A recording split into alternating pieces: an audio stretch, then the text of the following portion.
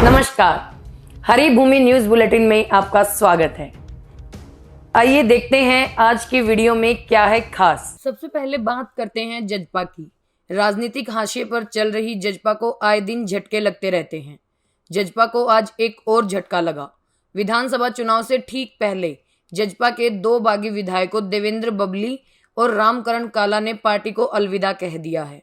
दोनों विधायकों ने अपने इस्तीफे जजपा को हाईकमान अजय चौटाला को भेज दिए हैं। देवेंद्र बबली और रामकरण काला लंबे समय से बागी चल रहे थे।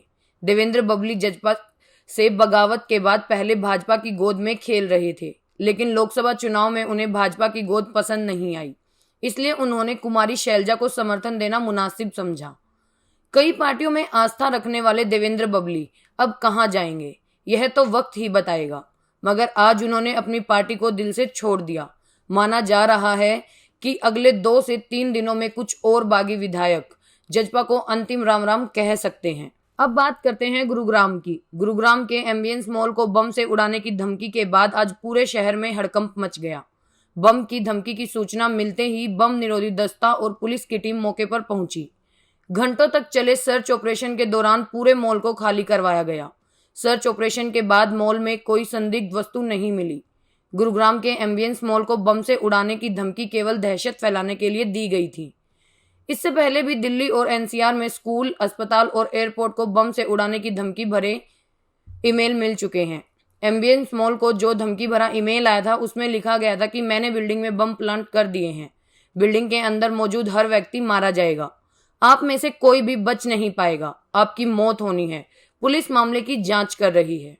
जींद से बहुत दर्दनाक सड़क हादसे की खबर सामने आई है। जुलाना के किला जफरगढ़ गांव के पास कल रात एक प्राइवेट बस और ट्राले की जबरदस्त टक्कर हो गई। टक्कर इतनी भयंकर थी कि बस के परखच्चे उड़ गए और चालक की गर्दन कटकर ट्राले में जा गिरी। इस भीषण हादसे में बस में सवार 27 सवारियां घायल हो गई, जिनमें 8 महिलाएं भी शामिल हैं। घायलों को रोहतक पीजीआई रेफर किया गया है। बताया जा रहा है कि प्राइवेट बस रात को लगभग 10 बजे जयपुर से चली थी। जब बस किला जफरगढ़ गांव के पास पहुंची तो सड़क पर खड़े ट्राले में टकरा गई। इस दर्दनाक हादसे में बस चालक की मौके पर ही मौत हो गई। पुलिस ने मामला दर्ज कर जांच शुरू कर दी है। रोहतक से किडनैप के बाद मर्डर की चौंकाने वाली खबर आई है।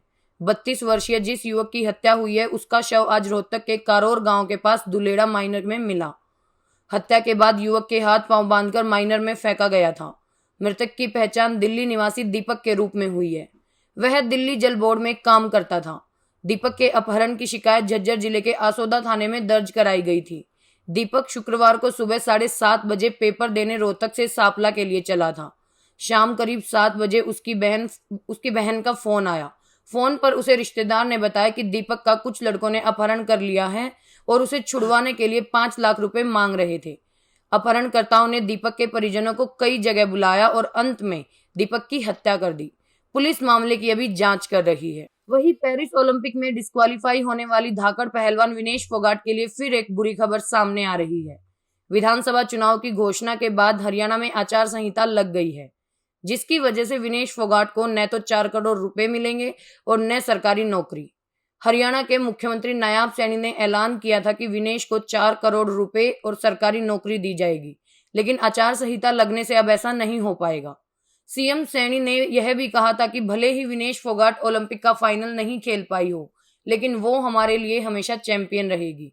उधर वतन वापसी करते ही विनेश फोगाट आज दिल्ली एयरपोर्ट पर पहुंची तो उनका शानदार स्वागत किया गया। वतन वापसी करते ही विनेश भावुक हो गई। विनेश की आंखों से आंसू छलक उठे। विनेश का स्वागत करने पूर्व रेसलर बजरंग पुनिया और साक्षी मलिक सहित बड़ी संख्या में लोग एयरपोर्ट पर पहुंचे। अब बात करते हैं हिसार के हवाई अड्डे की। कई सालों से राजनीति का केंद्र बने हिसार हवाई अड्डे से फ्लाइट नहीं उड़ पाएगी। हरियाणा में विधानसभा चुनाव की डेट की घोषणा होते ही राज्य में कल शाम से ही आचार संहिता लागू हो गई। आचार संहिता लगने के साथ ही एयरपोर्ट से उड़ान, नए बस अड्डे, नए नागरिक अस्पताल भवन, एलिवेटेड रोड, दिल्ली रोड को 6 लेन करने सहित कई बड़ी परियोजनाओं पर रोक लगा दी गई है। हिसार के विधायक और स्वास्थ्य मंत्री डॉक्टर कमल गुप्ता जिले में सितंबर से हवाई उड़ान शुरू करने के लिए पहले ही मन बना चुके थे, लेकिन उनका यह सपना अधूरा रह गया। एयरपोर्ट को लाइसेंस देने की प्रक्रिया चल रही थी और लाइसेंस मिलने के बाद यहां से सबसे पहले अयोध्या के लिए हवाई सेवा शुरू करने का दावा किया जा रहा था। एयरपोर्ट के उद्घाटन के लिए प्रधानमंत्री नरेंद्र मोदी को निमंत्रण दिया गया था, लेकिन अब आचार संहिता में यह काम पूरा होना संभव नहीं है। हरियाणा की मुख्य खबरों से जुड़े रहने के लिए हमारे चैनल पर बने रहिए। वीडियो अगर पसंद आया हो तो उसे लाइक करें, शेयर करें और सब्सक्राइब करें। खबर अगर विस्तार से जाननी है तो हरिभूमि अखबार पढ़ें।